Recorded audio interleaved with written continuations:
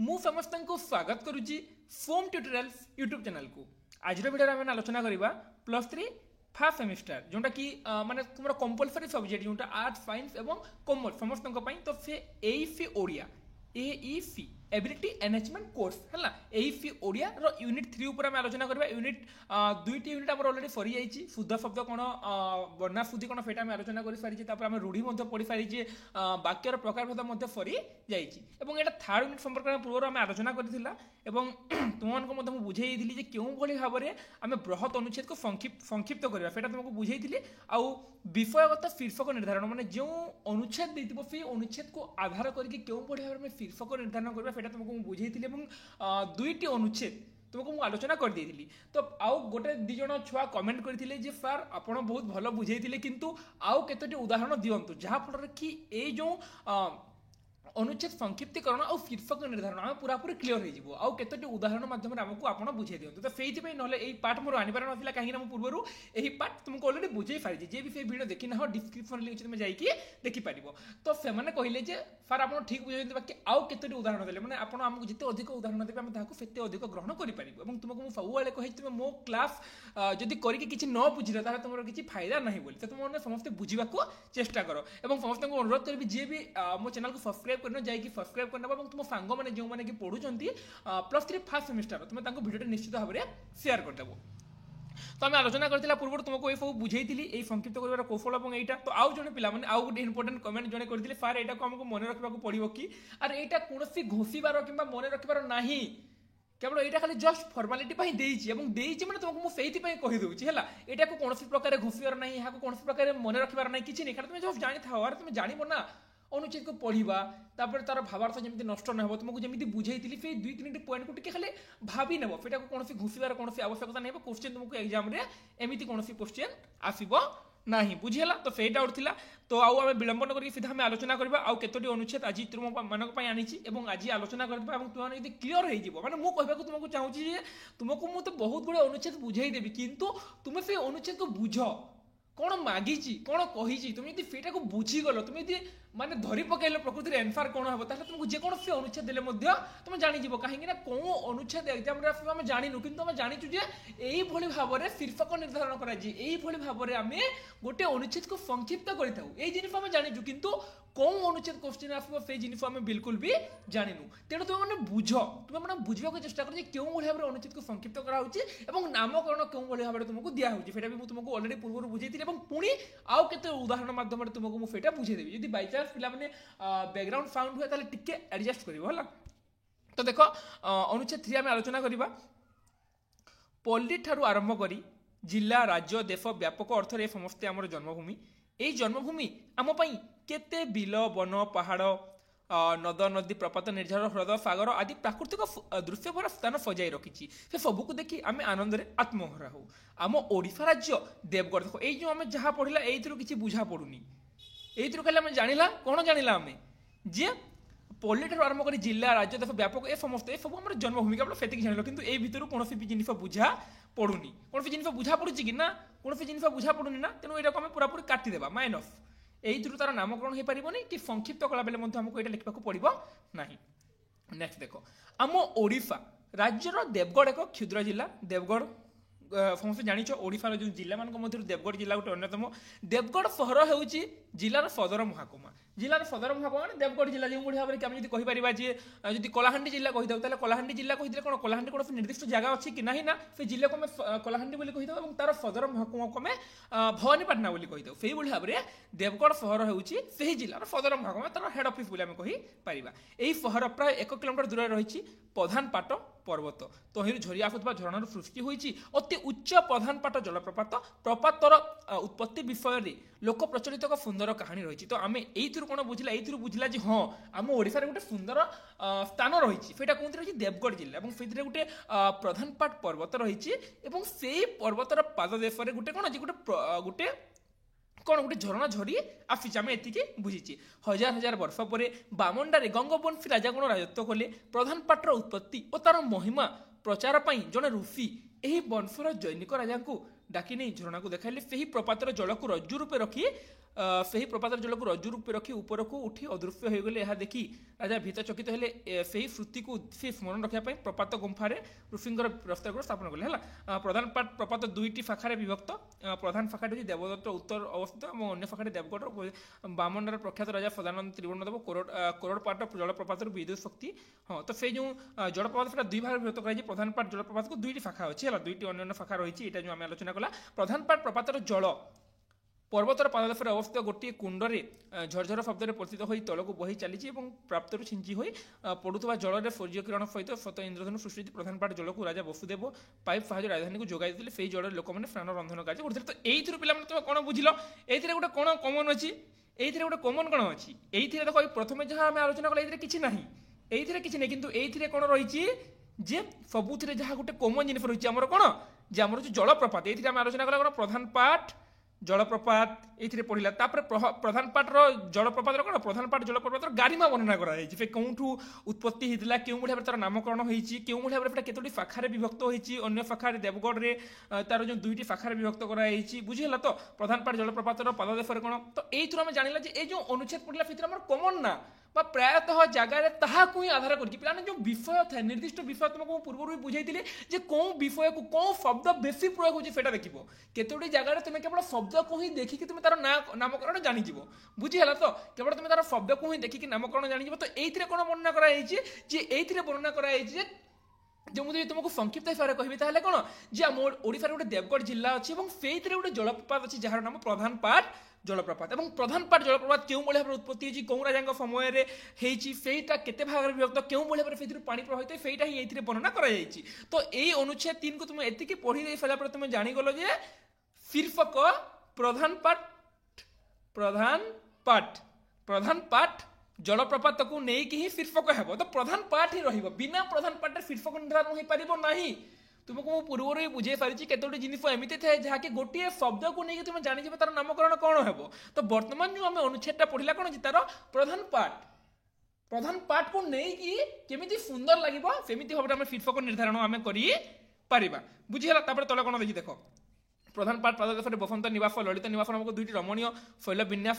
রাজা ত্রিভুবনদেব নির্মিত হয়েছিল। বসন্ত নিবাসের ঋতুজা বসন্ত এটা দিয়েছি। তারপরে হাতি বাঘ ভালু জলহস্তি কুমির অনেক নির্মিত সেই সময় উদ্যান শোভা পাওয়া। তো প্রায়তঃ জায়গায় কোণ যে সেই প্রধান পাটর কথা বর্ণনা করা হয়েছে। ওড়িশা পুষ্করিণীর প্রধান পাট পদ্ম পুষ্পতুল্য শোভা পাচ্ছে। তো প্রধান পাট না কোণ প্রধান পাট, তো প্রধান পাটকে নিয়ে হি বর্ণনা করা হয়েছে। এই অনুচ্ছেদর নামকরণ দেখ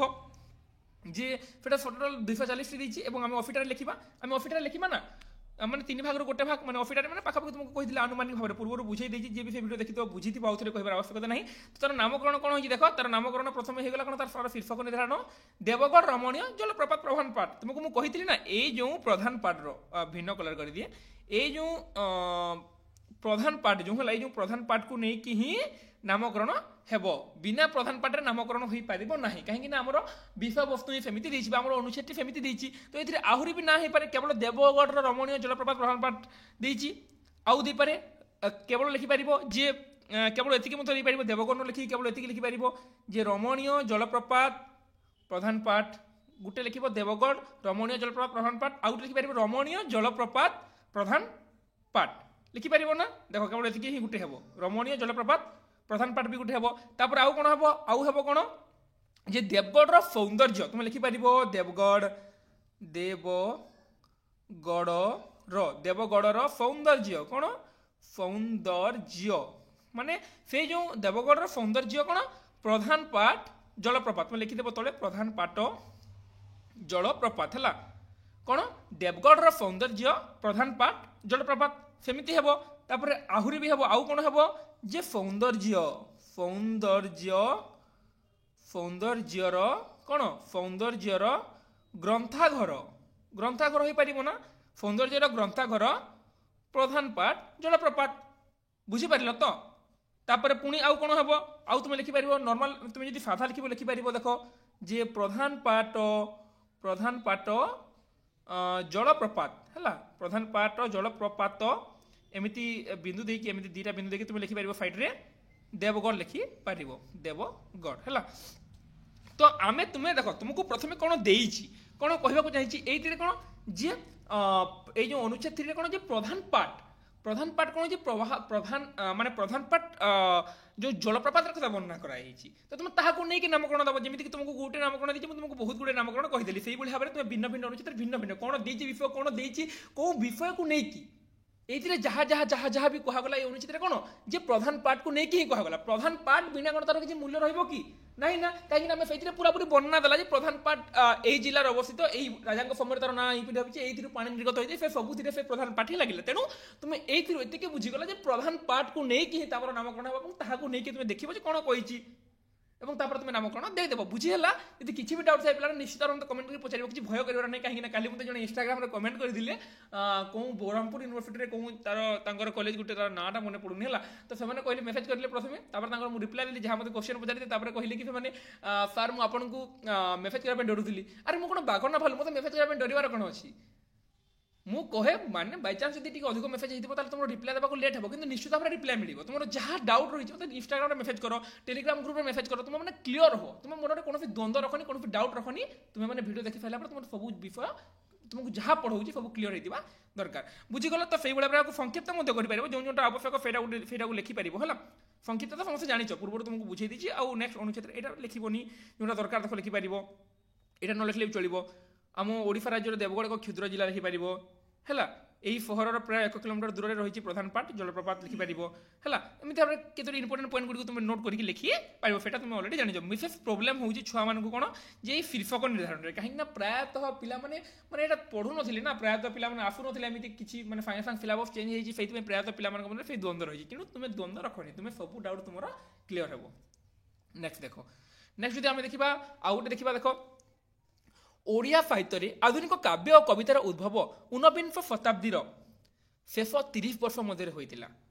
तुमको अनुच्छेद प्रथम पढ़ी बुझे दिए तापर आम आलोचना करवा किसी व्यस्त हर ना पिला कहीं तुमको बहुत कम समय ने बहुत कम समय तुम जो गोटे क्लास करुच माने जो 45 मिनिट पाखापाखि 1 आवर जो क्लास कर क्लास समय से क्लास गोटे टाइम ही तुमको से गोटे घंटा ही तुमको टोटाल सब किसी कवर करदे माने गोटे क्लास पाखापाखि गोटे यूनिट सरीज है तो देख ओडिया साहित्यर आधुनिक काव्य और कवितार उद्भव 19 शताब्दी शेष 30 वर्ष में होता 19 शताब्दी शेष 30 वर्ष मैंने के बर्तमान 19 शताब्दी मैंने 1900 माने एमती पछकू जाए है 19 शताब्दी मैंने 1800 रु 1900 तो 19 शताब्दी शेष 30 वर्ष मैंने पाखापाखि 1870 रु 1900 भितर होता एवं क्रमे यह उत्तरण कर नाना परीक्षा निरीक्षा मध्य होती रीतिमंत आंतर्जातिक काव्यधारा सहित यह संपर्क स्थापन कर उत्कर्ष लाभ कर धीरे धीरे कौन आधुनिक काव्य कविता पूर्व नाला किंतु कौन शेष 30 वर्ष 19 शताब्दी शेष 30 वर्ष से कौन होती तार उद्भव होती कहार ओडिया काव्यधारार 1803 इंग्रेज मैंने ओडिशा को अधिकार कर शासन करते समस्त जानी 1803 शासन करते इंग्रेज शिक्षार प्रसाद क्रमे 1870 मसीह परवर्ती समय को ओडिशार आविर्भाव घटला नूतन शिक्षा गोष्ठी छाड़ पाश्चात्य प्रचलन छाड़ नौंक दुर्भिक्ष बंगलार भाषा विलोप आंदोलन ब्राह्मधर्म उपर समाज संस्कार तुम यू किसी माने मन करूब विशेषकर साहित्य बाबद ही वर्णना देखिए जना पड़ी ना देख जेहतु आम काव्य कविता उपर आम आलोचना कला विभिन्न जिनिस उपर आम आलोचना कला है देख काव्यधारा उपर आलोचना कला सब कहार साहित्यर अंतर्भुक्त तो टिके तुम जानिछ जे साहित्य उपर ही आम आलोचना करूँ तुम मैंने पढ़ले ऑटोमेटिक पेसेज को पढ़ले जहाँ को आम कही आम जो पेसेज कही दूसरी बारंबार से गोटे जिन माइंड को बोले आसूँ मैंने आम जो अनुच्छेद बोली कही जाऊ तो अनुच्छेद पढ़ले तुम ऑटोमेटिक जान कौन विषय को लेकिन रचना कर कौन विषय को विशेष कर गुरुत्व देती से अनुच्छेद तुम जो अनुच्छेद पढ़ुच जार प्रश्नोत्तर तुमको मागिची तो नौंक दुर्भिक्ष के जान समस्त 1867 बंगलार ओडिया भाषा विलोप आंदोलन 1869 ब्राह्मधर्म प्रभाव समाज संस्कार इत्यादि नाना भावना सहित साहित्य सृष्टि है ख्रीष्टियान मिशनारी मैंने ओडिया भाषा चर्चा ओडिशा को आसिले से प्रथम कटक मिशन प्रेस स्थापन कले है आधुनिक शिक्षा विस्तार है मैकलेन नूतन शिक्षा नीति घोषणा है छापाखाना प्रतिष्ठा है संवादपत्र प्रकाशन जो नूतन साहित्यर उद्भव है मैंने साहित्य कथा ही वर्णना कराई मैंने धीरे धीरे कौन समय परिवर्तन होगा सहित कौन जे साहित्यर उद्भव होती क्यों भाव में प्राचीन समय काव्य कविता आरंभ होगी 19 शताब्दी शेष 30 दशक धीरे धीरे धीरे कौन साहित्य उन्नति होती यही समय रचित ओडिया काव्य कवितार प्रथम प्राचीन को अनुसरण कर राधानाथ द्वारा रीति साहित्य स्थापन राधानाथ द्वारा जो यही समय जो देखा से 19 शताब्दी कथा देखा से समय कौन होती राधानाथ द्वारा रीति सहित समन्वय स्थापन कला संपूर्ण प्राचीन नीति को सृष्टि है तेणु आधुनिक ओडिया काव्यधारा विकास को आम आधुनिक ओडिया काव्यधारा जो कवितार जो विकास धारा को देखा फिर 3टी भाग में गोटे आदि पर्व था गोटे मध्य पर्व आ गोटे सांप्रतिक पर्व तो आम जाने देखो एत जाने आम साहित्य उपर ही आम आलोचना करूँ कहीं सब पेसेज तुमको सेमती स्टोरी भाया देवनी गोटे गोटे एपट सेपट करके पारे बर्तमान जो आलोचना करूँ तो से कौन आलोचना कला जे आम जाने पूर्व जो काव्य आम आलोचना कला कौन भाव 19 शताब्दी काव्य आम आलोचना कला साहित्य आलोचना करूँ तो बर्तमान आम जाना कौन जे कवितार विकास धारा को तीन भाग में विभक्त करागला आदि पर्व उन्मेष पर्व ना सॉरी आदि पर्व जहाँ उन्मेष पर्व था है आदि पर्व बा उन्मेष पर्व मध्य पर्व आउ सांप्रतिक पर्व बा उत्तरण पर्व तीनोटी भाग में आम विभक्त कला आदि पर्व बा उन्मेष पर्व काव्यधारा को आलोचना कला निम्नलिखित प्रवृत्ति गुड़ी देख देख प्रथम क्या आलोचना कराई प्रथम आदि पर्व को आलोचना कराई बुझीगला पाश्चात्य कविता जदि से देखा कौन आदि पर्व पाश्चात्य कवितार वस्तु ग्रहण এবং উৎকলীয় পরিবেশের রোপণ দেখো আমি যদি দেখিবা আদি পর্ব বা উন্মেষ পর্ব যেটা কি রাধানাথ সময় সেটা উৎপত্তি হয়েছিল ওড়িয়া কাব্যধারা কোনঠু আরম্ভ হয়েছিল আধুনিক কাব্যধারা রাধানাথ ঠার আরম্ভ হয়েছিল তুমি জানিথিব কি জানো মু তো জানিনি বাকি আমি যদি ওড়িয়া কাব্যধারা উপরে আলোচনা করা তাহলে সেই রাধানাথ ঠার আরম্ভ হয়েছিল সে কেদার গৌরী নন্দকেশ্বরী চিলিকা চন্দ্রভাগা উষা পার্বতী এভাবে বহুত গুড়ে কাব্য কবিতা সে রচনা করে এবং সেইথে কোণ সে বিদেশীকে দেখিকি দেখো পাশ্চাত্য কবিতার কথাবস্তু গ্রহণ পাশ্চাত্য মানে কোণ ভারত বাহার সেটা ওভিড হল ওভিড করে মেটামরফোসিস পিরামরফোসিস বা যে কোণী बहुत गुड़े जिनिस अच्छे से भर को जीवार ना तो कौन हो जहाँ भी रचना है कौन हो पाश्चात्य कवितार कथावस्तु को ग्रहण करके ओडिया कवि मैंने कौन जो ओडिया कविता स्थान देइछंती है तो ये देख जे ये आदि पर्वर कथा वर्णना कराई पे पाश्चात्य अनुवाद पाश्चात्य काव्य कवितार आलंकारिक अलंकार प्रयोग को पाश्चात्य काव्यदर्शर प्रभाव गाथा कविता फोकगीति संबोधन गीतिका फंड आम पूर्व आलोचना कर सारी व्यंग कविता ये सब कौन जे सब जिन वर्णना कर प्रकटन निम्न जाति दलित मान प्रति समानांतर सब ट्राजेडीर गुरुत्व पाश्चात्य जीवन को रचना जहाँ जहाँ आभिमुख प्रतिपादन तो ये सब देख एत गुड़े मैंने पढ़ी पढ़ी जी तुमको लेट हो कम क्लास पढ़ला बेले तो देख जे ये आमको देती कौन जे आदि पर्व बाबद देख तीनोटी पर्व देती किंतु आमको आम पेसेज केवल देती आलोचना कौन जे आदि पर्व बाबद ही आम आलोचना देती बुझीगला देख आदि पर्व बा उन्मेष पर्व फकीर मन आरंभ हो परवर्ती काल में बहु कवि भिन्न दृष्टिकोण काव्य कविता रचना कर आधुनिक कविता को समृद्ध करते देख जे आदि पर्व फकीर मन आरंभ होता फकीर मोर राधानाथ प्राय सामान पिला देख जो आम फकीर मन और राधानाथ तुलना करवा तुम मत कह फार प्रभु कहते आप राधानाथ बर्तमान फकीर मन देख फकीर मन को आम आधुनिक कथा साहित्य जनक बोली कहीपर जो गल्प और उपन्यास थी गल्प और उपन्यास ना आसला मैंने फकीर मन सेनापति प्रथम प्रथम क्षुद्र गल्प रेवती और उपन्यास भी प्रथम मैंने समय मैंने कहीपर आम क्षुद्र गल्प और उपन्यास जनक हिसाब से किंतु आम जब काव्य उपर आम आलोचना करबा ताले फेटा जीव राधानाथ रे तो आदि पर्व उन्मेष पर्व रे फकीर मन ठारू राधानाथ ठारू आरंभ होई परवर्ती काल रे बहु कवि भिन्न दृष्टिकोण काव्य कविता रचना कर काव्यधारा को समृद्ध कले फेटा आरंभ होइतिला এবং धीरे धीरे धीरे धीरे कोन जे बहुत जन रचना कले तेबे उन्मेष पर्व को दुईटी स्तर रे विचार करा जाय पारे ता राधानाथ युग काव्यधारा आम राधानाथ युग मध्य कही था फकीर मोहन युग राधानाथ युग मध्य ताकू आम कही था से टाइम पीरियड जो टाइम पीरियड हूँ 1880 रु 1910 मसीहा पर्यंत है तो यही आम कौन बुझला देख कि तुम्हें जो प्रथम पढ़ला बृहत अनुच्छेद तो ये तुमको टिके लगे आम टे काव्य कविता उपर आम आलोचना कला से काव्य कविता कहार अंतर्भुक्त पिला माने से काव्य कविता आम साहित्यर अंतर्भुक्त तेणु आम एत जाए आम जानी एत जाए आम जानिले कौन आम साहित्य उपर आलोचना करा आम पढ़ी जानिले कौन आम आलोचना क्या होची साहित्य उपर आम आलोचना होची तेणु यार ना साहित्य रिलेटेड ही हे जेहेतु काव्य कविता कौन जी साहित्य ही जी से साहित्य उपर ही आम आलोचना होची तेणु तुमने एत जाए जान जे नाम कौन साहित्य उपर किंतु परवर्ती समय जो आम आलोचना कला कौन जे साहित्य कवितार ओडिया साहित्यर कवितार विकास धारा को आम जो ओडिया साहित्यर जो कवितार विकास धारा को आलोचना करबा आम तीनोटी भाग में विभक्त कला किंतु यही दुईटी भाग ये माइंड पिला माइंड लगेबार अच्छे तुमको देख जे जो आम जो साहित्य उपर आलोचना करुचा बर्तमान आम कौन कला बर्तमान आम अरे कौन स्किप होनी हाँ छाड़ तो आम जो तीनोटी भाग में साहित्य को विभक्त कला से तीनोटी भाग केवल आदि पर्वर वर्णना देती सांप्रतिक पर्व बा विकास पर्वर डेस्क्राइब करानी से भाव में वर्णना करानी केवल कौन बाबद वर्णना कराई देख आदि पर्व उन्मेष पर्वर काव्यधारा को आलोचना कला बेले देखिए देख क्लियरली मेंशन कराई देख कौन कराई आदि पर्व बा उन्मेष पर्वर काव्यधारा को आलोचना कला बेले निम्नलिखित प्रवृत्ति गुड़िक ये सब आम देखा पाते कौन जे आदि पर्व बा उन्मेष पर्व किंतु परवर्ती समय कौन जे ये मध्य पर्वर कथा बा सांप्रतिक पर्वर कथा वर्णना करा जाई पारे नहीं तेणु आम प्रथम केवल जानी साहित्य उपर नामकरण हम जिते बेले यही टपिक उपरे अधिक वर्णना देदेला कौन टपिक उपरे आदि पर्व बा उन्मेष पर्व से आमको क्लियर जना पड़ुछि जे ओडिया साहित्य आदि पर्व बा उन्मेष पर्व हमर टपिक हेबो बुझी पारिल ना तुमको मु कोन कहूछि तुम माने बुझीबाकू चेष्टा कर बुझीगला तो देख आम एति जाए जानी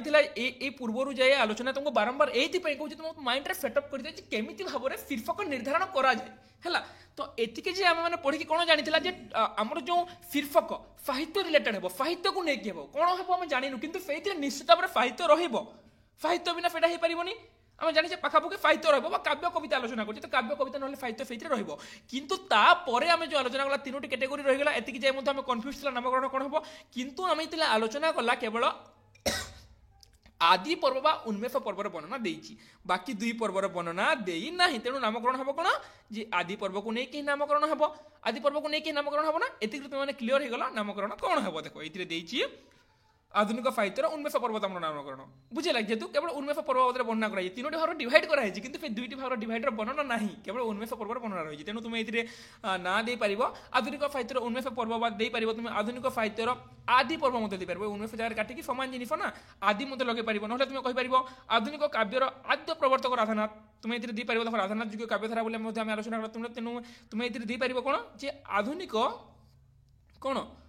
आधुनिक जुग बाबद केवल वर्णना देला ना केवल आधुनिक बाबद दीजिए तो आधुनिक काव्यर काव्यर आधुनिक काव्यर आद्य प्रवर्तक है आद्य प्रवर्तक आधुनिक काव्यर आद्य प्रवर्तक पिला प्रवर्तक है हैंडराइटिंग ठीक नहीं लिखिन प्रवर्तक आधुनिक काव्यर आद्य प्रवर्तक है आधुनिक काव्यर आद्य प्रवर्तक राधानाथ राधानाथ बोली तुम्हें ये दे पार बुझीला क्लीयर तो क्यों बड़ी भाव में नामकरण प्रथम साहित्य साहित्य तुम धरी नेब कौन पॉइंट को लेकिन रचना कर पॉइंट को तुम गोटे शब्द को धरल तार तुम शीर्षक निर्धारण तुम बहुत बहुत इजी हो गोटे पॉइंट को ही तुमको धरवार अच्छी बुझीपार तापर तुम आराम से कर जेहतु वर्णना ये तेणु यहाँ होगा जब तीन थर वर्णना देता ना कौटा को बेसी गुरुत्व दिखाई से आम देखी था कितु ये दुईर वर्णना देना मैंने दुईटा को सीधा सीधी काटिदेवा जेहतु तार वर्णना देनी तो फिर कौन विषय वस्तु जीव कि कौन शीर्षक निर्धारण जापर कि जेहतु तार वर्णना ना जदि तुम गोटे जिनिस जदि मो बाबद तुम जो लिखुच मो ना फोम भाविन मो ना फोम है मो ना फोम तुम्हें जब गोटे मत नहीं तुम गोटे गल्प रचना कल गोटे जब गल्प रचना कल फोम बोली गोटे पिला था से पाठ पढ़ाला यूट्यूब एमती तुम गोटे रचना करदेल तो से जदि तुम खाली कहीदेल खाली फोम बोली गोटे पिला था तुम बाकी जिनिस वर्णना कल फोम बोली गोटे पिला लिखिदेल केवल तुम लिखिदेल राम बोली गोटे भल पिला से पाठ पढ़ुला से खेलुला से खाऊला से पाठ पढ़ाऊला बाबद जो विस्तृत वर्णना तुम खाली लिखिदेल केवल फोम बोली गोटे पिला तो से फोम ना कौन से ऊपर को आसब कि ना जहाँ को मुख्यतः केन्द्र करके जहाँ बाबद वर्णना कराई सेटा हे तो जब से तुलना कल तार नामकरण राम को लेकिन ही हे जमी फोम और राम तुमको उदाहरण देली तो जहाँ बाबद विशेष कर वर्णना कराई जहाँ को विशेष कर अनुच्छेद गुरुत्व दिखाई नामकरण ताहा ऊपर ही आधारित हेबो क्लियर जदि किसी डाउट हो मतलब पचारि परिबो एवं एटा केउ भाबरे संक्षिप्त करियो पिला तुम जानिछ समस्ते जोटा बेसी इंपोर्टेंट से पॉइंट मान को तुम लिखि नेबो हला जोटा कि बेसी इंपोर्टेंट पॉइंट माने जोटा तुमको लागि दरकार हो तुमको मु ऊपर पढ़े देछि जोटा कि आधुनिक काव्य साहित्य शेष 30 वर्ष होइतिला लिखिपार गोटे पॉइंट लिखि तापर बाकी सब न लिखले भी तले तले जोटा को इंपोर्टेंट पॉइंट गुड़ा गुड़ा ना गोटे गोटे मार्क करके तुम से पॉइंट गुड़िक लिखिदेव है जमी ये लेखा होटा को विशेष बुझेबार आवश्यक ना विशेष कर पिला कन्फ्यूजन शीर्षक निर्धारण है नेक्स्ट अनुच्छेद 5 आउ गोटे अनुच्छेद आम देखा देख जे देशर सेवार निजक लगाइबा फली लोक गढ़ापी सत्यवादी स्कूल परिकल्पना स्कूल त्याग और सेवार आदर्शर कार्य करने को शिक्षक लोड जपरी लोड़ा स्कूल व्यय निर्वाह करने से आवश्यक से आम योजन दुई श्रेणीर कर्मी व्यवस्था था शिक्षक उपार्जनकारी शिक्षक संस्थान को भल रखी तो किंतु कार्य नुआ नुआ कर्म देख देशर सेवार निजक लगाइवाई लोक गढ़ापी सत्यवादी स्कूल परिकल्पना कौन स्कूल परिकल्पना सत्यवादी स्कूल परिकल्पना सत्यवादी स्कूल बाबद ही वर्णना करागला स्कूल त्याग और सेवार आदर्श कार्य करने को शिक्षक जपरी लोड़ा से भाव में विभिन्न अर्थ आवश्यक गोटे स्कूल तो ना शिक्षक भी दरकार अर्थ भी आवश्यक से जिन वर्णना करागला परवर्ती समय कौन वर्णना करागला देख नुआ नुआ कर्म आसिक जो किंतु कार्य था देखा नुआ नुआ मु सत्यवादी रही प्रथम वर्ष विद्यालय 7-8 जन पाखक जाइबी तो समस्त आसिक समस्त इच्छा नथिला माने देखा दे नथिला सत्यवादी मनोविद्यालय पढ़ाई है तो से केवल सत्यवादी उपर ही देती फल 3 वर्ष शिक्षक भाव में कल्पना केवल सेटा भी नीलकंठ बाबू 3 वर्ष पर गले ना शिक्षकता शिक्षा करने निमंते से कौन से सत्यवादी प्रसंग दिखाई सब सत्यवादी मैंने सत्यवादी स्कूल को ही आधार करके रचना करा बुझीला नेक्स्ट देख ये देख इंग्राजी अच्छे रोम सहर दिनक तैयारी हो नाला रोम सहर कौन जे रोम सहर जो से दिनक तैयारी हो नाला कही सत्यवादी स्कूल दिन को दिन हाथ में गढ़ा बेले कथा सत्यतार उपलब्ध सुजोग मिला स्कूल शिक्षक मैंने पुणी सत्यवादी स्कूल मैंने ये पूरा सत्यवादी स्कूल कथा ही वर्णना कराई सत्यवादी स्कूल कथा ही वर्णना कराई निज हाथ में स्कूल शिक्षक मैंने छात्र छात्री किंतु बगीचार कोड़ी हाणा कि पानी मड़ाइबा बेले साक्षक उभय कांध को कांध सहकर्मी भाव में काम करते देख जे स्कूल जो कौन करते जो कोड़ी हाणा जो माटी जो कोड़ा कथा आम कही माटी कोड़ा पानी पकड़ा शिक्षक छात्र मैंने समस्त मिसिक काम करते स्कूल तैयारी लगी समस्ते मुंडरे लटा चून बहीचु घर झाड़ू देचु शिक्षित लोक मैंने समस्त मिलमिशिकी कौन स्कूल तैयारी कर केवल स्कूल को ही नहीं वर्णना कराई ମଫଫଳ ଗାଁକୁ ନଡ଼ା କାଠ ବଂଶ ପରି ବୋହି ଆଣୁଛି ସବୁ ଜିନିଷ କେବଳ ବର୍ଣ୍ଣନା କରି ଆମେ ପାସ୍ କରୁଥିବା ଶିକ୍ଷକମାନେ ମାସକୁ 30 ଟଙ୍କା ପାଉଥିଲେ କହୁଥିଲେ ସତ୍ୟବାଦୀ ବନ ବିଦ୍ୟାଳୟ ମୁଁ କେବେ କଳ୍ପନା କରିନଥିଲି ଯେ ଯାହା ସାଧାରଣ ଚାକିରିରେ ଘଟିକି ଏଇଟା କେବଳ ପିଲାମାନେ ଆମେ ଏଇଥିରୁ ଆଲୋଚନା କଲା ତୁମକୁ ଚାହିଁଥିଲେ ମୁଁ ଡିଟେଲ୍ସ ପଢ଼େଇ ପାରିଥାନ୍ତି କିନ୍ତୁ ଏଇ ଯେଉଁ ଅନୁଚ୍ଛେଦ 5ରେ କେବଳ କ'ଣ ଯେ ସତ୍ୟବାଦୀ ସ୍କୁଲର କଥା ହିଁ ବର୍ଣ୍ଣନା କରାଯାଇଛି ସତ୍ୟବାଦୀ ସ୍କୁଲ କ'ଣ ଥିଲା କେମିତି ନିର୍ମାଣ ହେଇଥିଲା ସେଇଟା କେବଳ ବର୍ଣ୍ଣନା କରାଯାଇଛି କିନ୍ତୁ ଏଥିରେ ନାଁ ଦେଇନି ସତ୍ୟବାଦୀ ବନ ବିଦ୍ୟାଳୟ ସତ୍ୟବାଦୀ ସ୍କୁଲ ଯେଉଁଟାକି ବନ ବିଦ୍ୟାଳୟ ବୋଲି କହୁଛି ସେଇଟା ଗୋପବନ୍ଧୁ ଦାସଙ୍କର ତ ଏଥିରେ ଗୋପବନ୍ଧୁ ଦାସଙ୍କର କୌଣସି ନିର୍ଦ୍ଦିଷ୍ଟ ନାଁ ନେଇ ତେଣୁ ଆମେ ଗୋପବନ୍ଧୁ ଦାସଙ୍କ ନାଁ ନେଇପାରିବାନି ତ ଏଇ ଅନୁଚ୍ଛେଦକୁ ଆମେ ପଢ଼ିକି ଜାଣିଲା ଯେ କ'ଣ ଯେ ସତ୍ୟବାଦୀ ସ୍କୁଲକୁ ନେଇକି ହିଁ ଆମର ଶୀର୍ଷକ ନିର୍ଦ୍ଧାରଣ ହେବ ବିନା ସତ୍ୟବାଦୀ ସ୍କୁଲରେ ଆମର ମାନେ ଶୀର୍ଷକ ନିର୍ଦ୍ଧାରଣ ହୋଇପାରିବନି ସେଇଟା ଆମେ ଆଲୋଚନା କଲି ହେଲା तो ये तार नामकरण दीजिए कौन सत्यवादी वन विद्यालय सीधा सीधा दे दीजिए शीर्षक सत्यवादी वन विद्यालय तो ये आलोचना कला पे जानी सत्यवादी वन विद्यालय कौन सत्यवादी वन विद्यालय केवल पाठ पढ़ा सहित विभिन्न कार्य मैंने क्यों भाव में संग्रामी मैंने वर्णना जो भाव में संग्रामी मैंने भारत स्वाधीनता संग्राम में अंशग्रहण करेंगे क्यों भाव में जो मनीष मनीष पर मनीष हे बर्तमान जो शिक्षा दिया से केवल मैंने पाठ खपड़ा सीमित रोचे तुम सिलेबस मुझे पढ़ी सिलेबस पढ़ा सेमती शिक्षा नुहे से समय शिक्षा भिन्न था बुझीगला तो से समय शिक्षा बर्तमान कौन हुए गुरु शिष्य भितर जस्ट एग्जांपल दूसरी बर्तमान गुरु शिष्य भितर किसी संपर्क अच्छे कि किसी ना बर्तमान केवल फर्मालिटी देख लो हाँ सार प्रणाम ठीक अच्छे प्रणाम सरला केवल फर्मालिटी मेंटेन करा चली बुझीगला तो तुम मैंने मतलब सार बोली भाव मुझे प्रकृति गुरु योग्य कि ना से समय जो गुरुकुल आश्रम था से मैंने गुरु योग्य जी कि छात्र मान सहित रोते खाऊले सहित मिशुले बुलूले ये शिक्षा समाप्त होता केवल पाठ नुहे विभिन्न क्षेत्र में शिक्षादान करते कि आम बर्तमान शिक्षा कौन केवल पाठ कपड़ा नहीं सीमित सिलेबस पढ़े देते तुमको सरला बुझीगला तो से भाव में जो सत्यवादी वन विद्यालय केवल कथा पढ़ला ये कही लिखबनी पुणी है सार कही बोली तो सत्यवादी वन विद्यालय जो गोपबंधु दास से गोटे स्वतंत्र यूनिक बहुत जो करते से अर्थ उपार्जन आशार से करते क्यों भाव में मनीष मान निर्माण करेंगे सेटा करते तो यार नाम होगा कौन ये अनुच्छेद में जाना सत्यवादी वन विद्यालय कथा वर्णना कराई तेणु ये नामकरण होती सत्यवादी वन विद्यालय ये आम आउ गोटे कथा कहीपर ये जी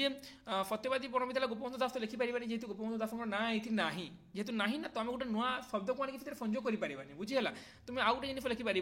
सत्यवादी वन विद्यालय गोटे सीधा लिखिदेल आउ गोटे लिखिपार तुम कौन जे मणिफ तैयारी खाना सत्यवादी वन विद्यालय मणिफ तैयारी खाना मणिफ तैयारी खाना मणिफ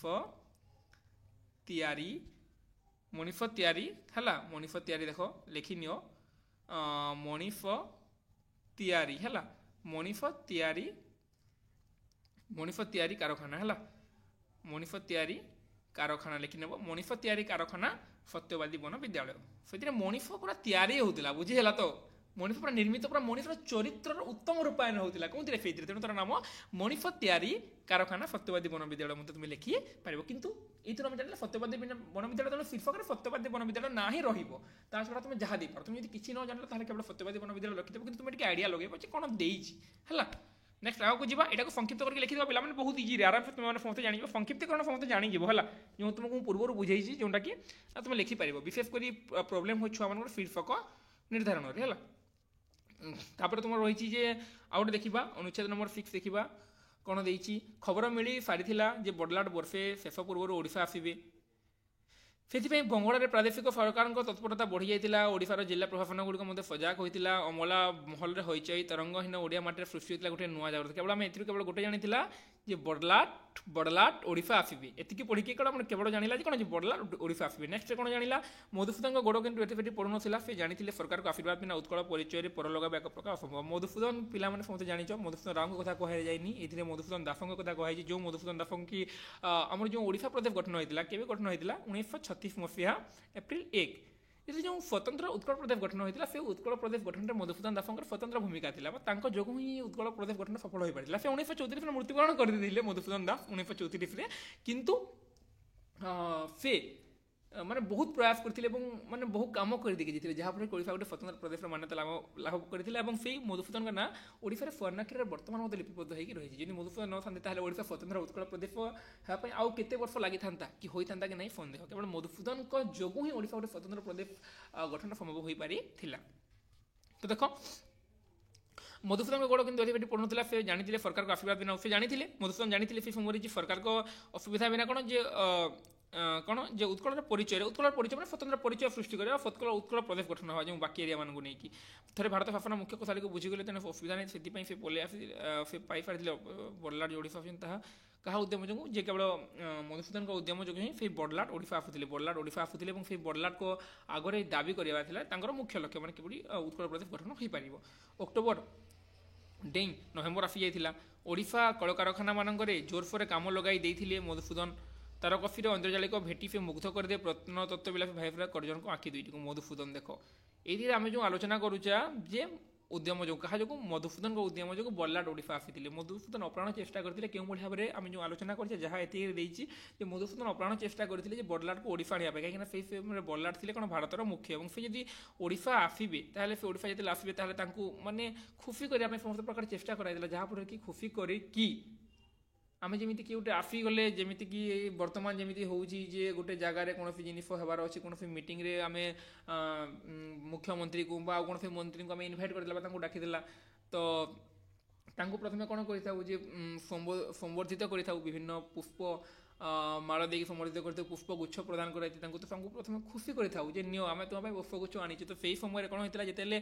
ବଲ୍ଲାଡ଼ ଓଡ଼ିଶାକୁ ଆସିବା ପାଇଁ ନିର୍ଦ୍ଧାରିତ ହୋଇଥିଲା, ସେଇ ସମୟରେ ମଧୁସୂଦନ ମଧ୍ୟ କ'ଣ ତାଙ୍କୁ ଖୁସି କରିବା ପାଇଁ ଓଡ଼ିଶାରେ ତାରକସିକାର ଅନ୍ଦ୍ରଜାଲିକ ଭେଟି ଦେଇ ମାନେ ବହୁତ ଗୁଡ଼ିଏ ସୁନ୍ଦର କାମମାନ ମଧ୍ୟ କରିଥିଲେ ତାଙ୍କୁ ଉପହାର ଦେଇକି ତାଙ୍କୁ ଖୁସି କରିବା ପାଇଁ। ଯଦି ଆମେ ତାଙ୍କୁ ଉପହାର ଦେଇକି ଖୁସି କରାଇ ପାରିବା ତାହେଲେ ଆମର କାମ ଆହୁରି ସହଜ ହୋଇଯିବ ବୋଲି ସେ ଭାବୁଥିଲେ। ହେଲା ଦେଖ, 100 ବର୍ଷ ଧରି ଇଂରେଜ ସରକାରଙ୍କ ପରୋକ୍ଷରେ ହେଉ କି ପ୍ରତ୍ୟକ୍ଷରେ ସାରା ଭାରତ ଭୂଖଣ୍ଡ ଶାସନ ବିସ୍ତାର କରିଛନ୍ତି, ମାତ୍ର ପ୍ରଥମ ଭାବରେ ଆସୁଛନ୍ତି କିଛି କମ୍ ନୁହେଁ। ତ ସେ କ'ଣ 100 ବର୍ଷ ଧରିକି ଇଂରେଜ ସରକାର ପରୋକ୍ଷରେ କି ପ୍ରତ୍ୟକ୍ଷରେ ସାରା ଭୂଖଣ୍ଡ ଶାସନ ବିସ୍ତାର, ଧୀରେ ଧୀରେ କ'ଣ ଯେ ଇଂରେଜ ସରକାର ଆମର ସମଗ୍ର ଭାରତକୁ ସ୍ୱାଧିକାର କରି ନେଇଥିଲେ। ଅନେକ ବର୍ଷ ତଳେ ଭାଇସରାୟ ଲର୍ଡ଼ ମେଡି ପରିଦର୍ଶନ ଆସିଥିଲେ 1917 ତାଙ୍କର ଦ୍ୱୀପ, ସେ ଥରେ ଆସିଥିଲେ ଆଉ ଜଣେ ତାଙ୍କ ପୂର୍ବରୁ, କିନ୍ତୁ ସେହି ସମୟରେ କ'ଣ ଯେ ତାଙ୍କୁ ହତ୍ୟା କରାଯାଇଥିଲା, ତେଣୁ ଓଡ଼ିଶା ଆସିବା ପାଇଁ କିଏ ମନେ ପଡ଼ିନଥିଲେ। ତ ଏଇ ପଏଣ୍ଟ କିଛି ଇମ୍ପୋର୍ଟାଣ୍ଟ ନାହିଁ ପିଲାମାନେ, କିଛି ମନେ ରଖିବାର ନାହିଁ। ଅଜଣା ଅରଣ୍ୟରେ ଅଜଣା ଅରଣ୍ୟର ଅଚାଏ ଅନବିସ୍କୃତ ଭୂଖଣ୍ଡ ପରେ ଓଡ଼ିଶା ପଡ଼ି ରହିଥିଲା। ସେ ସମୟରେ ଓଡ଼ିଶା ପଡ଼ି ରହିଥିଲା ଲର୍ଡ଼ ଏଲଗିନ୍ଙ୍କ ଅନ୍ତେ ଭାରତ ଭୂମିରେ ଜର୍ଜନ ସାହେବ ସେ ଥିଲେ ଐତିହାସିକ କଳାପ୍ରେମୀ। ମଧୁବାବୁ ବିଲାତରେ ବୁଲି ଆସିଥିଲେ ସବୁ। ମଧୁବାବୁ କ'ଣ ଜାଣିଛୁ ସମସ୍ତେ, ମଧୁ ବାରିଷ୍ଟର ବା ଯେଉଁମାନେ ମଧୁସୂଦନ ଦାସ, ସେ କ'ଣ ସେ ବିଲାତରେ ପାଠ ପଢ଼ିଥିଲେ ଏବଂ ସେ ଜାଣିଥିଲେ କାହା ବାବଦରେ ଯେ ବଡ଼ଲାଟଙ୍କ ସମ୍ପର୍କରେ ସେ ଜାଣିଥିଲେ। କଳାପ୍ରେମୀ ମଣିଷ ଗୋଟିଏ ଉଦାର କୋମଳ ତାକୁ ବାଗେଇ ଛୁଇଁ ପାରିଲେ ସମ୍ପର୍କ ସହଜ ହୋଇ ସେ ସମୟକୁ ମନେ ରଖିବା ପାଇଁ। ମଧୁସୂଦନ ଥିଲେ ଏକ ଦୀର୍ଘ ଅଭିନୟ ଐତିହାସିକ ସମ୍ପନ୍ନ ସହିତ କରିଜନଙ୍କୁ ପ୍ରଭାବ କରିବେ ଏବଂ ସେ ନିଶ୍ଚିତ ଭାବରେ ଐତିହାସିକ ସମୟରେ ମଧ୍ୟଯୁଗୀ ଓଡ଼ିଶାର ସ୍ଥାପତ୍ୟ ବୈଷ୍ଣବ ତାଙ୍କୁ ଉତ୍କଳ ସଂସ୍କୃତିର ଅନ୍ୟାନ୍ୟ ସୌଜନ୍ୟ କରିଜନଙ୍କୁ ସେ ପ୍ରଭାବିତ କରିବେ। ତ ସେ ଯେଉଁ ବଡ଼ଲାଟ ଯେଉଁ ଥିଲେ ସେ ଥିଲେ ଲର୍ଡ଼ କରିଜନ ସେ ସମୟରେ, ଏବଂ ସେ ସମୟରେ ସେ ଓଡ଼ିଶା ମଧ୍ୟ ଆସିଥିଲେ ଏବଂ ସେ ତାଙ୍କର ମଧୁସୂଦନଙ୍କର କେବଳ ଗୋଟିଏ ହିଁ ଉଦ୍ଦେଶ୍ୟ ଥିଲା କେଉଁଭଳି ଭାବରେ ସେଇ ଏଇ ଯେଉଁ ଅନୁଚ୍ଛେଦରେ ଆମେ ଜାଣିଲେ ମଧୁସୂଦନ ସବୁବେଳେ ମଧୁସୂଦନ ଯେ, କାହିଁକିନା ଯେତେବେଳେ ବଡ଼ଲାଟ ଲର୍ଡ଼ କରିଜନ ଥିଲେ ସେ ସମୟରେ, ହେଲା ବଡ଼ଲାଟଙ୍କ ନାଁ ଦେଇଛି, ବଡ଼ଲାଟ ଲର୍ଡ଼ କରିଜନ ଥିଲେ, ତାଙ୍କୁ ଓଡ଼ିଶା ଆଣିବା ପାଇଁ କହିଥିଲା, କାହିଁକିନା ସେ ସ୍ୱତନ୍ତ୍ର ଉତ୍କଳ ପ୍ରଦେଶର ପାଇଁ ଦାବି ଦେବାର ଥିଲା ତାଙ୍କୁ, ଏବଂ ଓଡ଼ିଶା କେମିତି ଓଡ଼ିଶାରେ ପର ଲାଗିବ ମାନେ କ'ଣ, ଯେଉଁ ଓଡ଼ିଶା କେମିତି ସ୍ୱତନ୍ତ୍ର ହୋଇପାରିବ ସେଇଥିପାଇଁ ଚେଷ୍ଟା କରୁଥିଲେ ଏବଂ ମଧୁସୂଦନ ଅପ୍ରାଣ ଚେଷ୍ଟା କରିଥିଲେ କ'ଣ ଯେ କେମିତି ଓଡ଼ିଶାକୁ ଗୋଟେ ସ୍ୱତନ୍ତ୍ର ପ୍ରଦେଶରେ ଗଠନ କରିବେ। ହେଲା ଅଭିନନ୍ଦନ ପତ୍ରରେ ଓଡ଼ିଶା ଭାଷାଭାଷୀ ଅଞ୍ଚଳକୁ ଏକାଠି କରି ଶାସନାଧୀନ କରି ରଖି ବା ଲାଗି ସେ ଯୁକ୍ତି ଉପସ୍ଥାପନ କରୁଥିଲେ। ଯେହେତୁ ସ୍ୱତନ୍ତ୍ର ଉତ୍କଳ ପ୍ରଦେଶ ନା, କେଉଁଭଳି ଭାବରେ ଓଡ଼ିଶା ଭାଷାଭାଷୀ ଅଞ୍ଚଳ ମାନେ ଯେଉଁ ଓଡ଼ିଶା ଭାଷାଭାଷୀ କ'ଣ ଯେ କେତୋଟି ବଙ୍ଗରେ ସହିତ ମିଶିକି ଥିଲା, କେତୋଟି ଆଉ କାହା ସହିତ ମିଶିକି ଥିଲା, ତ ଏସବୁ ଯେଉଁ ମାନ୍ଦ୍ରାଜ ସହିତ ମିଶିକି ଥିଲା, ଗଞ୍ଜାମ ମାନ୍ଦ୍ରାଜ ପ୍ରେସିଡେନ୍ସି ସହିତ ମିଶିକି ଥିଲା, ତ ଯେଉଁ ଭିନ୍ନ ଭିନ୍ନ ସ୍ଥାନରେ ଓଡ଼ିଶାର ଯେଉଁ ଅଞ୍ଚଳଗୁଡ଼ିକ ଯେଉଁ ଭିନ୍ନ ଭିନ୍ନ ସ୍ଥାନରେ ମିଶିକି ଥିଲା ସେଗୁଡ଼ିକ କେମିତି ଭାବରେ ଏକତ୍ରିତ ହୋଇପାରିବ ଏବଂ ସ୍ୱତନ୍ତ୍ର ଉତ୍କଳ ପ୍ରଦେଶ ଗଠନ ହୋଇପାରିବ ସେଇଟା ଚାହିଁଥିଲେ ମଧୁସୂଦନ, ହେଲା ବା ମଧୁବାବୁ। ଏବଂ ସେ କ'ଣ କରିଥିଲେ ଯେ ତା ମାଧ୍ୟମରେ ସେ ଯାଇକି ବିଲାତ ମଧ୍ୟ ବୁଲିଥିଲେ, ଭଲରେ ସବୁ ଜିନିଷ ବୁଝିଥିଲେ ଏବଂ ଲର୍ଡ଼ କରିଜନଙ୍କୁ ଓଡ଼ିଶା ଡାକିଥିଲେ, ଯାହାଫଳରେ କି ସେ ଯାହା ଚାହୁଁଥିଲେ ସେଇ କଥା ସାକାର ହୋଇପାରିବ ବୋଲି। ତ ଏଇଥିରୁ ଆମେ ଜାଣିଲା ମଧୁସୂଦନ ବାବୁଙ୍କର ଅବଦାନ ସମ୍ପର୍କରେ। ମଧୁସୂଦନ ବାବୁ ବହୁତ ଚେଷ୍ଟା କରିଥିଲେ, ତ ଆମର ନାମକରଣ ମଧୁସୂଦନକୁ ନେଇକି ହିଁ ହେବ। ତ ଏଥିରେ ଆମେ ଲେଖିପାରିବା ଯେ ଉତ୍କଳ ଗୌରବ ମଧୁସୂଦନଙ୍କ ମହାନତା ଆମେ ନାମକରଣ ଦେଇପାରିବା। ଉତ୍କଳ ଗୌରବ ମଧୁସୂଦନ କେବଳ ଦେଇପାରିବା, ଉତ୍କଳ ଗୌରବ ମଧୁସୂଦନ ଆମେ ଲେଖିପାରିବା, କେବଳ ଉତ୍କଳ ଗୌରବ ମଧୁସୂଦନ ମଧ୍ୟ ଲେଖିପାରିବା। ତାପରେ ଆମେ ଲେଖିପାରିବା କ'ଣ ଯେ ଓଡ଼ିଆ ଭାଷାଭାଷୀ ଅଞ୍ଚଳର, ଲେଖିନିଅ ପିଲାମାନେ, ଓଡ଼ିଆ ଭାଷାଭାଷୀ ଅଞ୍ଚଳର ଏକତ୍ରୀକରଣରେ, ଓଡ଼ିଆ ଭାଷାଭାଷୀ ଅଞ୍ଚଳର ଏକତ୍ରୀକରଣରେ ମଧୁବାବୁଙ୍କ ଭୂମିକା ଶୀର୍ଷକ ଆମେ ଦେଇପାରିବା ନା। ଓଡ଼ିଆ ଭାଷାଭାଷୀ ଅଞ୍ଚଳର ଏକତ୍ରୀକରଣରେ ମଧୁବାବୁଙ୍କ ଭୂମିକା ବା ଓଡ଼ିଶା ଏକତ୍ରୀକରଣରେ ବା ଓଡ଼ିଶା ଆମେ ଦେଇପାରିବା, ଓଡ଼ିଶା ଏକତ୍ରୀକରଣରେ ମଧୁବାବୁଙ୍କ ଭୂମିକା ନାଁ ଦେଇପାରିବା। ହେଲା କେମିତି ଚାରିଟା ନାଁ ଗଲା, ଗୋଟେ ହେଲା ଉତ୍କଳ ଗୌରବ ମଧୁସୂଦନଙ୍କ ମହାନତା, ଆଉ ଗୋଟେ ଉତ୍କଳ ଗୌରବ ମଧୁସୂଦନ ଦେଇପାରିବା ଦୁଇଟା, ଆଉ ଗୋଟେ କ'ଣ ଓଡ଼ିଆ ଭାଷାଭାଷୀ ଅଞ୍ଚଳର ଏକତ୍ରୀକରଣରେ ମଧୁବାବୁଙ୍କ ଭୂମିକା, ଆଉ ଗୋଟେ କ'ଣ ଦେଇପାରିବା ଓଡ଼ିଶା ଏକତ୍ରୀକରଣରେ ମଧୁବାବୁଙ୍କ ଭୂମିକା। ଏଇଭଳି ଭାବରେ ଆମେ ବହୁତ ଗୁଡ଼ିଏ ନାଁ ଦେଇପାରିବା, କାହିଁକିନା ଆମେ ଏଇଥିରୁ କ'ଣ ଯେ ଅନୁଚ୍ଛେଦ 6ରୁ ଜାଣିଲା ଯେ ମଧୁବାବୁ କେଉଁଭଳି ଭାବରେ ଅପ୍ରାଣ ଚେଷ୍ଟା କରିଥିଲେ ଓଡ଼ିଶାକୁ ଗୋଟେ ସ୍ୱତନ୍ତ୍ର ଉତ୍କଳ ପ୍ରଦେଶରେ ବା ଗଠନ କରିବା ପାଇଁ, କେଉଁଭଳି ଭାବରେ ଭିନ୍ନ ଭିନ୍ନ ଭାଷାଭାଷୀ ଅଞ୍ଚଳ ମାନେ କେଉଁଭଳି ଭାବରେ ବାହାରେ ଥିଲେ ଏବଂ ତାଙ୍କୁ କେମିତି ଓଡ଼ିଶା ସହିତ ମିଶା ଯାଇପାରିବ, ସେଇଥିପାଇଁ ନିଜ ଜୀବନ ଶେଷ ନିଶ୍ୱାସ ପର୍ଯ୍ୟନ୍ତ ମଧୁବାବୁ ଚେଷ୍ଟା କରିଥିଲେ। ତେଣୁ ଏହି ଶୀର୍ଷକର ନାମକରଣ ଆମେ ସେଇଭଳି ଭାବରେ ଦେଇପାରିବା, ମଧୁସୂଦନଙ୍କ ମହାନତା ଦର୍ଶାଇବା ପାଇଁ ମଧୁସୂଦନଙ୍କ ସେଇ ଚେଷ୍ଟାକୁ ଆମେ ଦର୍ଶାଇବା ସେଇ ଶୀର୍ଷକ ମାଧ୍ୟମରେ। ବୁଝିଗଲ? ଯଦି କିଛି ବି ଯଦି କୌଣସି ଜାଗାରେ ଡାଉଟ୍ ଅଛି ତାହେଲେ ନିଶ୍ଚିତ ଭାବରେ ମୋତେ କମେଣ୍ଟ କରିକି ତୁମେ ଜଣାଅ, ଯାହାକି ନେକ୍ସଟ ପାର୍ଟରେ ମୁଁ ତୁମକୁ ଭିଡ଼ିଓ ମାଧ୍ୟମରେ ହିଁ ତୁମର ଡାଉଟ୍କୁ କ୍ଲିୟର କରିଦେବି। এটা ଥିଲା ଆମେ ଆଲୋଚନା କରୁଛେ କ'ଣ ଯେ ସଂକ୍ଷିପ୍ତ ଅନୁଚ୍ଛେଦ ତୁମେ ଜାଣିଯିବ ତୁମକୁ ଯେଉଁ ଭାବରେ ବୁଝାଉଛି ମୁଁ ତୁମକୁ ଏଇଠି ତୁମେ ଜାଣିଯିବ କେଉଁଟା ଇମ୍ପୋର୍ଟାଣ୍ଟ ପଏଣ୍ଟ ଏବଂ କେଉଁଟା ନନ୍ ଇମ୍ପୋର୍ଟାଣ୍ଟ ପଏଣ୍ଟ ତୁମକୁ ମୁଁ ପୂର୍ବରୁ ମଧ୍ୟ କହିଦେଇଛି ଯେ ତୁମକୁ ମାନେ ତୁମେ ଭାବିବ ଯେ ଏଇଟା ନ ଲେଖିଲେ ବି ଚଳିବ। ବୁଝିହେଲା ତ? ବୁଝିହେଲା ତ? ତୁମକୁ ଯଦି ତୁମେ ଏବେ ତୁମକୁ ଯଦି ଦେଇଛି ଯେ ମାନେ ଭାବିନିଅ ଯେ ମୁଁ ଚାଉଳ ଧୋଇଲି, ଚାଉଳ ବସେଇଲି, ତାପରେ ଭାତ ଖାଇଲି। ତୁମେ ଏତିକି ନ ଲେଖିକି ଡାଇରେକ୍ଟ ଲେଖିପାରିବ ଯେ ମୁଁ ଭାତ ଖାଇଲି, ଲେଖିପାରିବ ନା? ତ ତୁମକୁ ଯେଉଁ ଜିନିଷ ଗୁଡ଼ିକ ଅନାବଶ୍ୟକ ତୁମ ପାଇଁ ତୁମେ ତାକୁ ମାନେ ଗ୍ରହଣ କରିବନି ବା ତୁମେ ତାକୁ ଲେଖିବନି ସଂକ୍ଷିପ୍ତୀକରଣ। ଯେଉଁଗୁଡ଼ିକ ଆବଶ୍ୟକ, ଯେଉଁଟାକୁ ନ ଲେଖିଲେ ମାନେ ହେଇପାରିବନି। ତାର ମୂଳ ଉଦ୍ଦେଶ୍ୟ ଯାହା ବୁଝଉଛି ତୁମର ଯେଉଁ ବିସ୍ତୃତ ଅନୁଚ୍ଛେଦରେ ଯଦି ଆମେ ତାକୁ ସଂକ୍ଷିପ୍ତୀକରଣ କରିବା ତାହେଲେ ସେଇ ଉଦ୍ଦେଶ୍ୟ ସମାନ ବୁଝାଉଥିବା ଦରକାର। ଯାହାକୁ ନ ଲେଖିଲେ ଚଳିବ ସେଇ ଜିନିଷକୁ ବାଦ୍ ଦେବ। ହେଲା ତ? ଏମିତି ନୁହେଁ ତୁମକୁ ମାନେ ତୁମେ ସିରିଏଲି ଦୁଇ ଲାଇନ୍ ଛାଡ଼ି ଉତ୍ତର ଦେବ ନା, ସେମିତି ନୁହେଁ। ତୁମେ ତାକୁ ପଢ଼ିବ, ବୁଝିବ ଏବଂ ତୁମେ ଦେଖିବ ଯେ କ'ଣ ନ ଲେଖିଲେ ବି ଚଳିବ ଏବଂ ଯାହା ନ ଲେଖିଲେ ବି ଚଳିବ ସେଇ ଜିନିଷକୁ ତୁମେ ଆଦୌ ଲେଖିବ ନାହିଁ ଏବଂ ଯେଉଁଟା ଲେଖିବା ଦରକାର ନିହାତି ତୁମେ ମାନେ ସେଇଟା ଲେଖିବ। ହେଲା? ତାପରେ ଦେଖ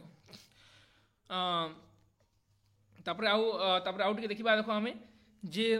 সাংসারিক ধর্মবিচার মাধ্যমে মনুষ্য নিজস্ব প্রকাশিত হওয়া সহজ নহে, অনেক সময় সামাজিক রীতিনীতি প্রতিবন্ধক স্বরূপ হয়ে থাকে। পূর্বকালে আম দেশের গৃহস্থ আচরণ সম্বন্ধে শিক্ষা দিয়া যাওয়া, কিন্তু আজকাল সেপরি শিক্ষা প্রচলনে মনুষ্য গোটে সংকুচিত অবস্থা হলে সহজে আর সেটা নিষ্কৃত পায়ে না।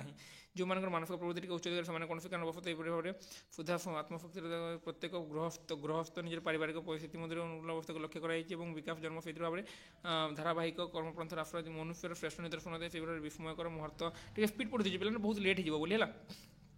যদি সব লং লং করবা তাহলে বহুত লং হয়ে যাবে, তোমাকে আউ 2-3টি অনুচ্ছেদ পড়াইবার আছে। তেমন তোমার এটা বুঝিযোগ দেখি মনুষ্যর শ্রেষ্ঠ নিদর্শন। মু তোমাকে এটা মানে গোটে গোটে পড়িকি বুঝাইବାକୁ আসিনি, তোমাকে মু কহিବାକୁ চাহুছি কেউ ভাবে তুমি শীর্ষক নির্ধারণ করব, কেউ ভাবে তুমি অনুচ্ছেদকে পড়িকি জানিଯିବ যে হ্যাঁ শীর্ষক এইটা ହିଁ ହେବ। বুঝিହେଲା? তো তোমাকে মু সেই জিনিস কহিବାକୁ চাহুছি। বুঝিହେଲା? তো দেখো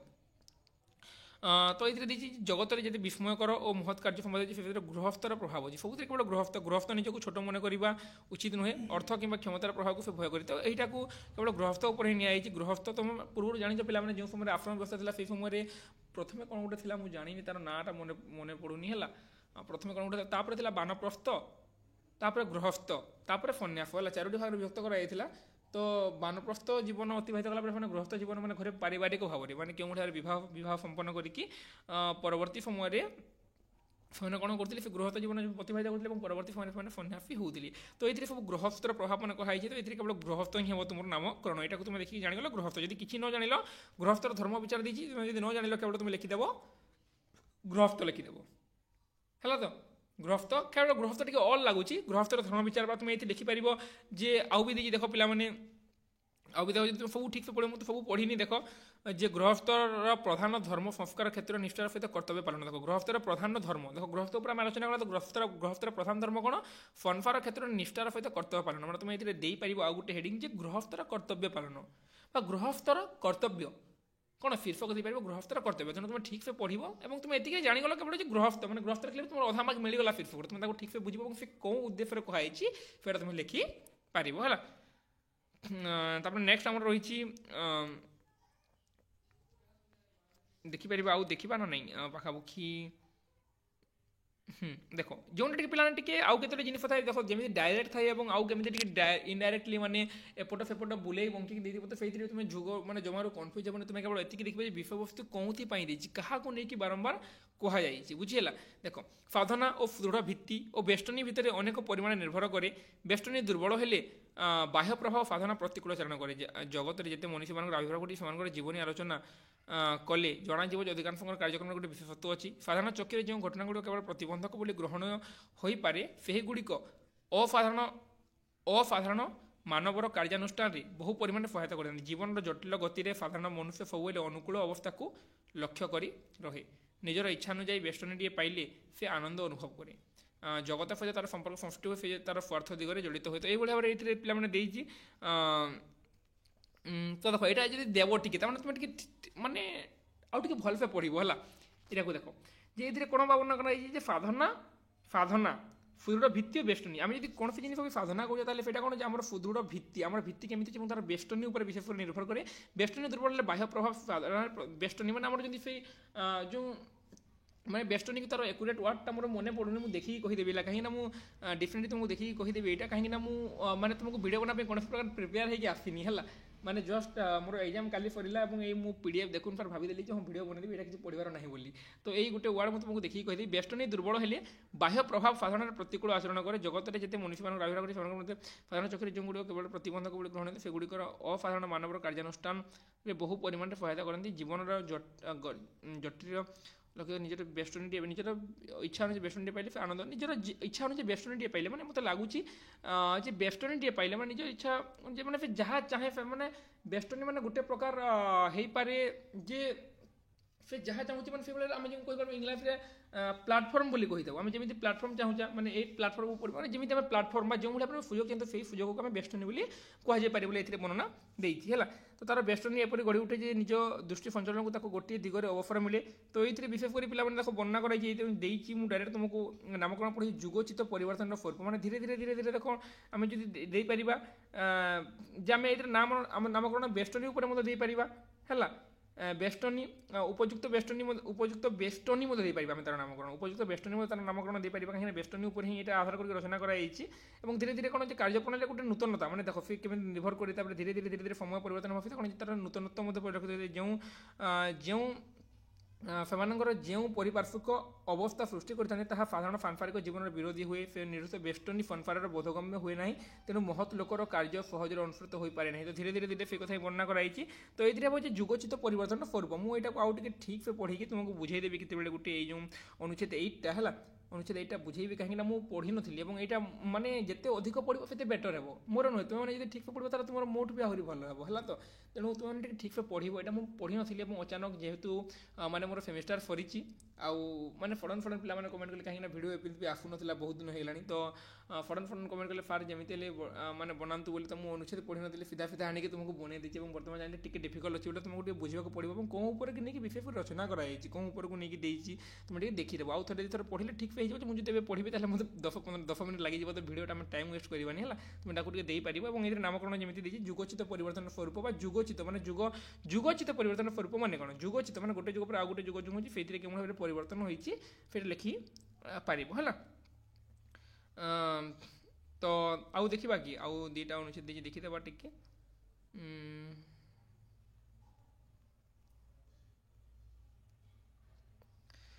ହଁ 42 ମିନିଟ୍ ହେଲାଣି, ଦେଖୁ କେତେ ସମୟ ଲାଗୁଛି। ଅନୁଚ୍ଛେଦ 9ଟା ଦେଖିବା ଆମେ। ଦେଖ ଆମେ ବର୍ତ୍ତମାନ ଯେଉଁ ଲୋକ କଥା ଆଲୋଚନା କରିବାକୁ ଯାଉଛି ସେ ରାଜା ସମ୍ରାଟ ଥିଲେ ସୁଦ୍ଧା ମହାନ ଜଣେ ପ୍ରଶଂସକ ଲୋକ, ଏମିତି କିଛି ଲେଖିବାର ନାହିଁ। ତୁମେ ଯେତେବେଳେ ସଂକ୍ଷିପ୍ତୀକରଣ କରିବ ମଧ୍ୟ କିଛି ଲେଖିବାର ନାହିଁ। ଆମେ ଯାହାକୁ ଆଲୋଚନା ସେଇଟା କିଛି ଜାଣିବାର ଆମର ନାହିଁ ହେଲା, ସେଇଟା କିଛି ଆମର ଜାଣିବାର ନାହିଁ। ଆମେ ଆଲୋଚନା କରିବାକୁ ଯାଉଛୁ ମାନେ ସିଧା ଲେଖିବ ଯେ ଚନ୍ଦ୍ରଗୁପ୍ତଙ୍କ ମୌର୍ଯ୍ୟଙ୍କ ନାତି ଅଶୋକ H.G. ୱେଲ୍ସ ତାଙ୍କ ସହିତ ଆଉଟଲାଇନ୍ ଯେତେବେଳେ ତୁମେ ସଂକ୍ଷିପ୍ତୀକରଣ କରିବ ହେଲା ଅଫ୍ ହିଷ୍ଟ୍ରି ଅଶୋକଙ୍କ ସମ୍ବନ୍ଧରେ କହିଛନ୍ତି ଇତିହାସର ମହାଧିରାଜା ସମ୍ରାଟ ଇତ୍ୟାଦି ନାନା ନାମରେ ଯେଉଁ ହଜାର ରାଜା ଆଦି ନାମଭୁକ୍ତ ସେ ମଧ୍ୟରେ ଅଶୋକଙ୍କ ନାମ ମଧ୍ୟ ଗୋଟିଏ କ୍ଷୁଦ୍ର ପ୍ରତି ଯେ ଯେଉଁ ରାଜାମାନଙ୍କ ଯେଉଁ ବିଶେଷ କରି ତାଙ୍କର ମଧ୍ୟରେ ଅଶୋକ, ଏଥିରେ ତୁମେ ଜଣାପଡ଼ୁଛି ଅଶୋକକୁ ଗୁରୁତ୍ୱ ଦିଆଯାଇଛି। ଏଥିରେ ମଧ୍ୟ ଅଶୋକ, ଏଥିରେ ମଧ୍ୟ ଅଶୋକ। ତ ଅଶୋକଙ୍କର ନାମକରଣ ନକ୍ଷତ୍ର ପରେ ଉଜ୍ଜ୍ୱଳ ଦେଖାଯାଏ। ଭଲଗା ଠାରୁ ଜାପାନ ପର୍ଯ୍ୟନ୍ତ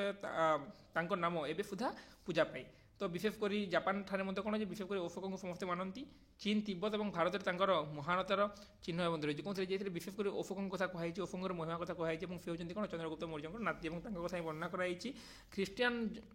ଯୁଗ ଆରମ୍ଭ ପରେ 300 ବର୍ଷ ପୂର୍ବରୁ ଚନ୍ଦ୍ରଗୁପ୍ତ ମରିଥିଲେ। ତାଙ୍କ ପରେ ତାଙ୍କ ପୁଅ ବିନ୍ଦୁସାର ରାଜା ହେଲେ। 25 ବର୍ଷର ଶାନ୍ତିପୂର୍ଣ୍ଣ ରାଜତ୍ୱ କଲେ। ଗ୍ରୀକମାନଙ୍କ ସହିତ ସମସ୍ତେ ତାଙ୍କ ପାଇକକୁ ଦେଖ ଏଇଟା କିଛି ନାହିଁ ବାହାର ଜଗତ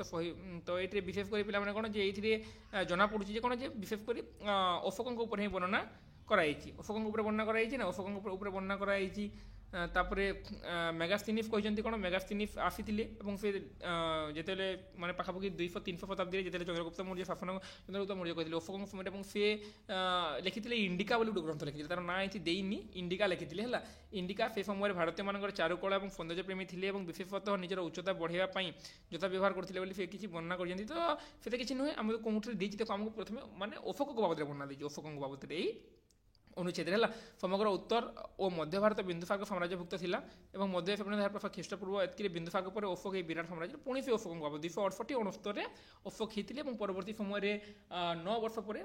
ତାଙ୍କ ସିଂହାସନ 9ମ ବର୍ଷ ଯୁଦ୍ଧ ହୋଇଥିଲା। ବୋଧହୁଏ ଦକ୍ଷିଣ ପୂର୍ବ ଏବଂ ଦକ୍ଷିଣରେ ଥିବା ଅବଶିଷ୍ଟ ଅଞ୍ଚଳକୁ ନିଜ ସାମ୍ରାଜ୍ୟରେ ଭିତରେ ମିଶାଇବା ପାଇଁ ଉଦ୍ଦେଶ୍ୟରେ ସେ ତାଙ୍କର ରାଜୁତିର 9 ବର୍ଷରେ କଳିଙ୍ଗ ଜୟ କରିଥିଲେ। କଳିଙ୍ଗ ଲୋକେ ଖୁବ୍ ସାହସର ସହିତ ଲଢ଼ିଥିଲେ, ମାତ୍ର ଶେଷରେ ସେ ଭୀଷଣ ହତ୍ୟାରେ ପରାସ୍ତ ହୋଇଥିଲେ। ଏହି ଯୁଦ୍ଧ ନରହତ୍ୟା ଅଶୋକଙ୍କ ମନକୁ ଏପରି ଭାବରେ ବିକୀର୍ଣ୍ଣ କରିଥିଲେ ସେ ଯୁଦ୍ଧ ଏବଂ ସମ୍ବନ୍ଧ ଫକଳତ ବିତୃଷ୍ଣା ସେ। ତ ଏଥିରେ ପିଲାମାନେ ଦେଇଛି ଦେଖ ଯେ ଏଥିରେ ବର୍ଣ୍ଣନା କରାଯାଇଛି ଅଶୋକଙ୍କ ବାବଦରେ ଦେଇଛି ଅଶୋକ କିଏ, ସେ କେଉଁ ଭାବରେ ମହାନ ଯୁଦ୍ଧ ତାଙ୍କର ବର୍ଣ୍ଣନା ଦେଇଛି ଏବଂ ପରବର୍ତ୍ତୀ ସମୟରେ ଅଶୋକ ଯେଉଁ ଆକ୍ରମଣ କରିଥିଲେ ବିଶେଷ କରି ଅଶୋକ, ତ ଅଶୋକଙ୍କ ନାମକରଣକୁ ନେଇକି ଶୀର୍ଷକ ହେବ। ତୁମେ ଏତିକି କନଫର୍ମ ହୋଇଗଲ ଯେ ଅଶୋକଙ୍କ ନାମକରଣକୁ ନେଇକି ଏଇଟା ହେବ। ତ ଯେତେବେଳେ ସେ ଓଡ଼ିଶା ଉପରେ ଆକ୍ରମଣ କଲେ ସେ କହିଦେଲେ ଯେ କ'ଣ ଯେ